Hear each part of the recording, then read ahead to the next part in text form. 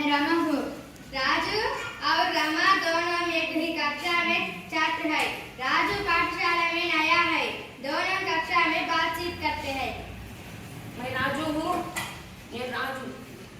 मैं रमा हूँ, నేను రామ్ हूँ। రాజు तुम्हारी मातृभाषा क्या है? రాజు నీ మాతృభాష ఏంటిది? मेरी मातृभाषा तेलुगु है, నా మాతృభాష తెలుగు। मेरा नहीं, मेरी कहो। मेरा కాదు, मेरी అను। मेरी मातृभाषा हिंदी है, నా మాతృభాష హిందీ। భాష స్త్రీలింగ శబ్ద है। భాష అనేది స్త్రీలింగం శబ్దము। रमा हम हिंदी कौन पढ़ाते हैं? आते हैं।